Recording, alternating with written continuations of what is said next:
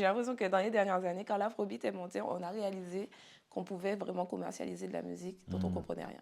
Dans le reste de la planète ne comprenait rien. On peut affirmer que Aya, c'est l'artiste numéro 1 en France. Ben, ça veut dire que le zouk, c'est le genre musical numéro 1. Bonjour à tous, on se retrouve avec Reska Culture autour d'une petite conversation avec Shorty et Jalis. Salut. Est-ce que vous allez bien? Ça va, tout va bien. Ça va assez bien. Super, vous avez déjà commencé à déguster les akras? Oui, délicieux. Pas encore, j'ai pas encore goûté. C'était quoi le but au départ pour l'Oxymore on Stage?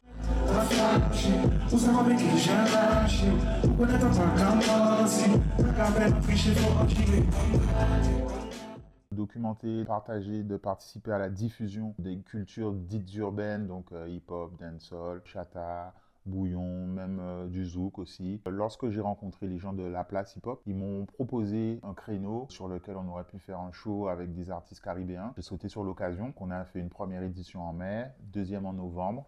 Et là, c'est la troisième qui arrive le 18 avril. Hop là, on n'a pas réalisé cette vidéo tout seul et aujourd'hui, on a deux partenaires. Le premier, c'est le restaurant La Créole qui nous a fourni de super akras et de super plats antillais sur Paris. Le restaurant est situé boulevard du Montparnasse dans le 14e arrondissement et franchement, c'était délicieux. Pour le deuxième partenaire, je pense que Mélina va mieux vous expliquer que moi. On remercie Rive qui a su nous accueillir. On s'est senti comme à la maison, comme chez nous. Il propose 4 salles pour tout type d'événements en plein cœur de Paris. Ils nous ont mis bien. Maintenant que c'est fait, Shorty va nous dire ce que c'est que le l'Oxymore on Stage. L'Oxymore on Stage, c'est la troisième édition. C'est un concert qui est dédié aux artistes antillo-guyanais où on pourra retrouver Jalis, ici présente, Mata, Maizy, Despy et les Will, et le tout sera animé par DJ Greg. Donc c'est le 18 avril à la Place Hip Hop. Les places sont disponibles sur dice.fm à seulement 25 €. Et c'est pas cher. Non, c'est rien. Faut dire. Faut leur dire. Et c'est C'est très donné. abordable, c'est donné.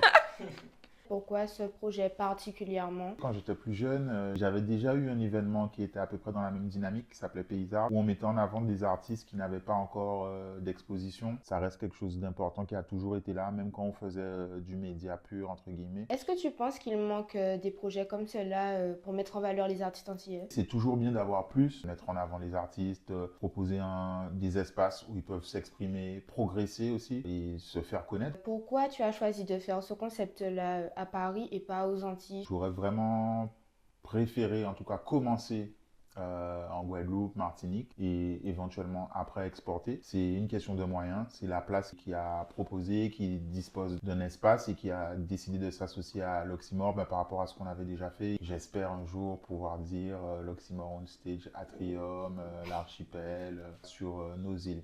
C'est quoi le public finalement que tu vas cibler? Surtout qu'en fait c'est à Paris, donc forcément c'est plus ouvert à d'autres cultures, à d'autres populations. On a pas mal de gens qui nous regardent de Paris et de la France hexagonale en général. Ça peut être des étudiants antillais ou qui ont commencé à travailler ou même ceux qui vivent aussi sur Paris. Tu verras qu'il y a vraiment de tous les publics. En atteignant d'autres moyens de communication comme des médias hexagonaux, en fait, ça permet de toucher d'autres personnes. Il y a une part de professionnels de la musique. Il y a des gens qui viennent regarder, qui ne sont pas antillais, mais qui ont cet intérêt pour ces cultures-là. Quel est ton processus quand tu vas sélectionner les artistes? En l'occurrence, pour cette édition, il y a Jalis qui représente du coup le chata, la pression.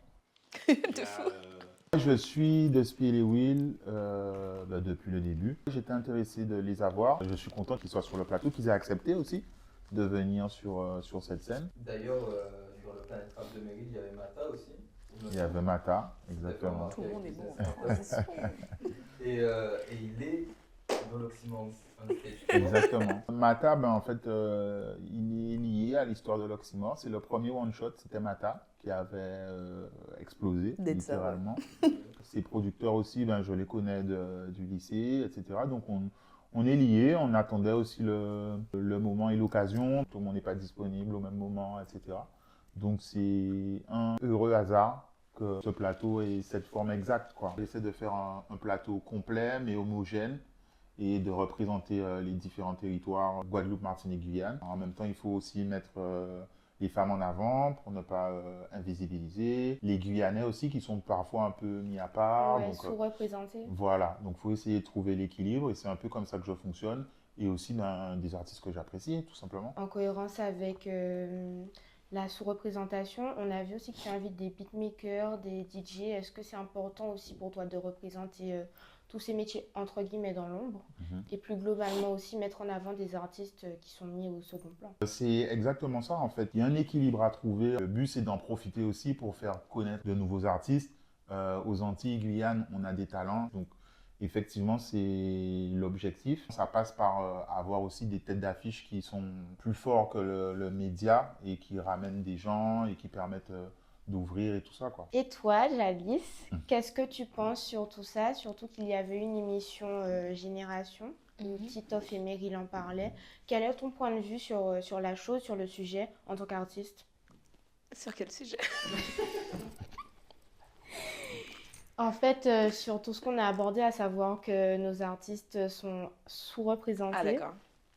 Donc, qu'est-ce que tu Ah, en tu veux penses? dire le plafond de verre qu'on rencontre en tant qu'artiste antillais, C'est ça. antilo-guyanais. On commence de plus en plus à le repousser. On continue à se faire une place dans l'industrie musicale et à la fois française et internationale, donc c'est cool aussi. En tant que femme, tu pars malheureusement avec un poids, qu'on se le dise.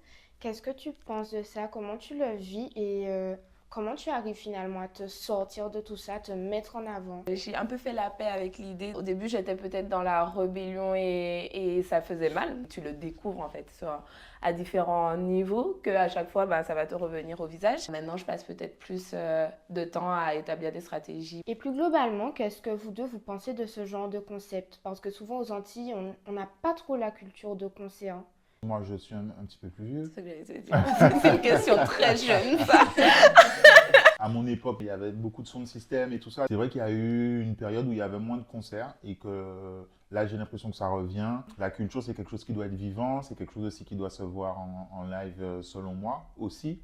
Et donc, pour moi, c'est super. Qu'on participe aussi un peu à ça et qu'on en profite aussi un peu. Il y a en ce moment une expansion des genres musicaux type chata, zouk, mais en fait c'est souvent appelé musique urbaine.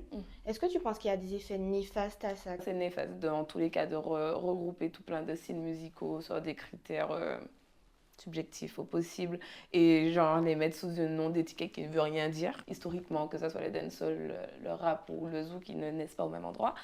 Et donc du coup c'est problématique, c'est des trucs qu'on répète depuis tellement longtemps. Là on a fait le constat et c'est plutôt essayer de se démarquer, choisir des stratégies pour faire face aux problèmes en fait. Et là c'est vrai que ça concerne d'autres acteurs de la musique, plus que les artistes. Là, on parle de labels, de majors et tout. Et au niveau de la reconnaissance, est-ce que vous pensez qu'en fait le jeu, il en vaut la chandelle, finalement?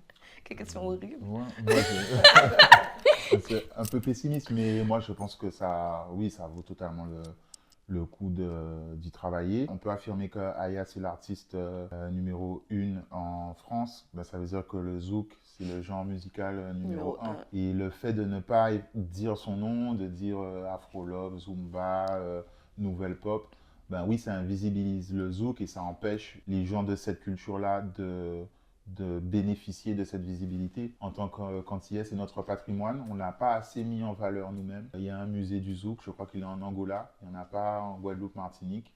Et c'est par ce genre d'action aussi. Il faut qu'on soit fier de ce qu'on a pu faire, que ce que nos prédécesseurs ont pu faire. Et il faut qu'on le valorise afin que les gens qui ont subi ces influences-là, ils n'aient pas le choix que de dire que c'est du zouk. C'est ça. D'une manière générale, chata, bouillon, zouk, on voit qu'il y a un regain d'intérêt. Il faut qu'on en bénéficie en visibilité, en termes d'argent aussi. Justement, tu as parlé de Aya. Donc même aux Flammes, en fait, nos artistes se retrouvent dans la catégorie morceaux afro-caribéens avec des Runisia, des Aya. Cette année, c'est un peu différent. Je fais partie d'un collège de votants spécialisé dans les musiques caribéennes. Et justement, par rapport à la problématique, dans la catégorie morceaux caribéens ou d'influence caribéenne, il n'y avait pas tant de Caribéens que ça. Par rapport au processus de présélection, c'était compliqué pour des artistes caribéens d'arriver à cette étape. Et donc cette année, les équipes des Flammes ont eu l'idée, en discutant aussi avec tout le monde, de créer un collège de votants, donc parmi lesquels il y a des gens, des professionnels de la musique de Martinique, Guadeloupe, Guyane, Réunion, de pouvoir aussi donner un vote qui compte, d'avoir des voix qui comptent pour cette catégorie. Aujourd'hui, on connaît les 10 prénommés, Donc ça a donné une catégorie, je pense, qui est juste. C'est un pas de plus. Le deuxième pas aussi qui est intéressant, c'est que je crois que Meryl et Maureen, elles sont prénommées en artiste féminine de l'année. Oui, et Donc, Meryl est aussi en présence scénique. voilà, exactement. Et donc, je pense que ça aussi, ce sont des avancées. Et c'est aussi à nous de nous mobiliser, voter pour nos artistes et de faire avancer les choses. C'est jamais un seul événement qui va Tout changer les changer. choses. Moi aussi, je trouve votre sélection cool. Et pour répondre à ta question, je trouve très cool, au contraire, qu'il y a Onisia dans la catégorie, qu'elle sache bien qu'elles font de la musique caribéenne. Oui, c'est un peu nommé, ce qu'on disait, c'est C'est un peu ça. nommer Il le faut fait nommer les que choses, leur voilà. musique, au final, soit du zouk. Exact. Voilà, on se rend compte que dans les boîtes parisiennes, enfin plus globalement en France, il y a du chata qui passe. Mais au final, est-ce que les gens y streament les sons? Est-ce qu'on sait donner un nom aux artistes, aux musiques qu'on va écouter? Ben, mes streams, ça va. Non. Ça augmente, ça augmente. Je pense que pour l'instant, étant donné que c'est de la musique très club, peut-être que les gens ne font pas encore le lien direct entre la musique qu'ils consomment et les artistes. Et je pense que c'est sur ça qu'on va devoir tous travailler dans les prochaines années, c'est-à-dire se confirmer en tant qu'artiste vraiment sur la scène et pas juste des producteurs de musique de club qui disparaissent en 6 mois. Peut-être Maureen est peut-être celle qui est identifiée pour le moment, Voilà. en espérant qu'il y en ait d'autres. Et que ça Exact, au continue. fur et à mesure. Est-ce qu'il y a des risques en fait dans ton évolution? Est-ce que tu comptes garder la même DA ou est-ce que tu vas la changer au fur et à mesure? Stack D m'ennuierait beaucoup. Je visualise une carrière de plusieurs années, si on peut parler de décennies. En 6 ans, j'ai déjà changé de style, d'air, etc. En plus, je suis une grande consommatrice de la musique américaine et il fonctionne beaucoup à l'air. Un album est une ère musicale, il y a une DA visuelle qui va avec, etc. Et on passe à une autre année, un autre album et on change. Donc moi, je visualise un peu plus ces choses comme ça. En tant que Martiniquaise, il y aura déjà naturellement un fil conducteur dans ma carrière du fait que ma personnalité, mon identité est déjà bien affirmée et confirmée. Et est-ce que vous n'avez pas peur que, vous voyez, quand nos rappeurs, trappeurs montent un peu, on leur reproche souvent, ok, mais tu parles plus créole, et tu fais trop ce qu'ils font là-bas, etc., etc. En fait, on a un rapport particulier avec le public antillais parce que, si tu veux, pour moi, c'est comme si c'était mon assurance. C'est genre comme si c'était la famille de base. C'est plutôt le contraire. Ne pas convaincre d'autres publics, ne pas réussir à aller vers d'autres personnes, convaincre d'autres personnes. Ça me fait plus peur. Pour moi, le sujet du créole aussi, c'est pas un... C'est plus un sujet, je trouve. C'est pas un sujet. Kalash, il est même plus revenu. Il a dit qu'il a testé des trucs en français. Il a vu que ça changeait rien de ce fait. Donc, il a fait ses morceaux qui ont bien fonctionné. Tombolo qui a bien Bientôt fonctionné. platine, Qu'il a pu chanter sur des plateaux de j'oublie quelle chaîne, etc. Il y a Meryl qui semble pas avoir envie de passer en full français. Donc moi je suis confiant aussi par rapport à ça, quoi. Je suis pas inquiet à ce niveau-là. Quand l'Afrobeat est monté, on a réalisé qu'on pouvait vraiment commercialiser de la musique dont on ne comprenait rien. Dans le reste de la planète ne comprenait rien. Enfin, toute cette vague d'artistes africains nous a fait tous réaliser qu'on avait de la musique même plus internationale en fait que le rap. Bah, finalement, en fait, on se rend compte qu'on a notre place aussi et que C'est ça. finalement, la barrière, c'était pas la langue. Et qu'on n'a pas besoin de s'effacer finalement pour qu'on nous aime. Pour conclure, j'ai envie d'avoir un message un peu plus abstrait, mais c'est faut qu'on s'aime nous-mêmes en fait, et à partir de là, ben, on va aimer nos artistes, nos musiques, nos cultures, nos trucs, et que ça va nous aider à définir quelque chose. Il faut aller regarder nos artistes, il faut voter pour nos artistes, il faut qu'on soit identifié comme une communauté qui s'intéresse à sa culture, qui défend sa culture, et forcément, ben, ça va progresser. Comment vous avez commencé tous les deux dans vos métiers respectifs? Moi, en fait, ben, c'est de la passion. J'ai commencé en tombant amoureux de ces cultures-là. Très tôt, j'ai essayé de danser, c'était pas terrible. J'ai essayé de graffer, c'était pas terrible.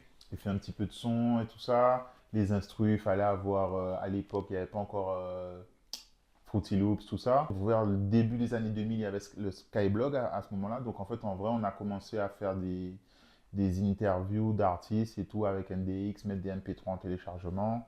Ça a donné lieu à une compilation qui s'appelait Hip Hop Pocoded. On a fait un deuxième volume. Ensuite, quand je suis parti en France pour poursuivre mes études, j'ai intégré Oridom, donc j'ai organisé des soirées.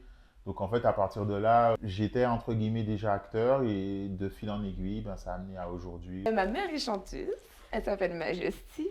Et donc du coup, je baigne depuis l'enfance dans la musique. Elle connaît un succès avec Dieu donné un don une année après ma naissance. Donc depuis petite, je baigne vraiment, vraiment beaucoup dans la musique. Je suis passionnée de musique, certes, mais je n'en fais pas une carrière. Je chantais déjà depuis petite. Je continue et au début de mes études supérieures, je me mets à faire des covers sur Internet, sur Twitter. Et Meryl, qui au même moment a déjà une carrière, mais souhaite écrire pour d'autres artistes, me contacte et me dit qu'elle aimerait m'écrire mon premier morceau. Et ça commence comme ça en 2017. Et après, j'ai jamais lâché. J'ai réalisé que voilà, c'est ce que je voulais faire de ma vie. C'était Mélina pour SK Culture avec Jalice et Chanty. Merci. Merci, Mélina. À bientôt. Merci.